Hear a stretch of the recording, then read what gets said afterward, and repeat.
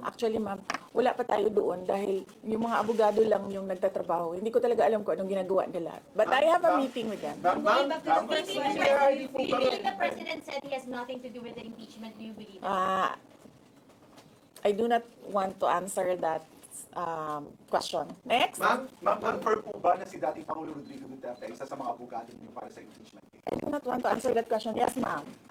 Nakikita niyo po ba na may hahalin tulad ng sitwasyon ngayon ng bansa sa 1984 ni George Orwell? I do not want to answer that question.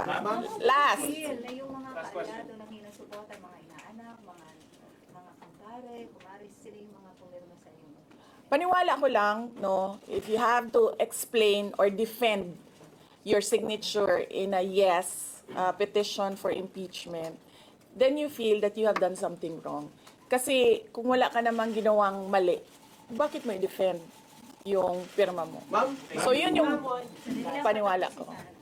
okay. Ma'am, naniniwala po ba kayo na may gumalaw po for the impeachment?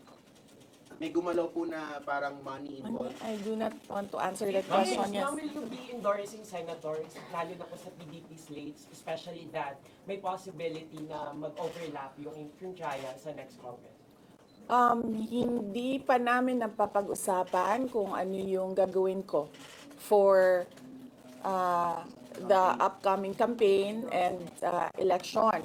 Pero nasabi ko na noon na patuloy yung trabaho namin, and isa sa mga trabaho namin ay gusto namin tumulong sa Commission on Elections in voter education, particularly yung wag mo ibenta yung boto mo, wag gumamit ng dahas during campaign and election day, yung mga ganon. Ma'am, payo niyo lang po sa ating mga kababayan sa nangyayari po ngayon sa ating bansa. Yes, sabi ko nga kanina sa statement ko sa ating mga kababayan na patuloy na sumusuporta, nagmamahal, nagdarasal, napakahalaga nun, ay manalig lang sila dahil sa taong bayan ang tagumpay. Bibing, anong nag-blooming daw patapos na mo yan? Nganong naaka diri sa Manila na taga Davao man ka?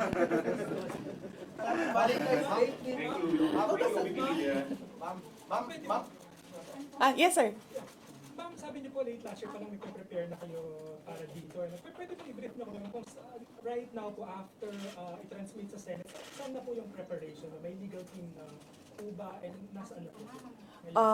Well, may meeting kami mamayang hapon dahil nag-meeting sila kahapon. Hindi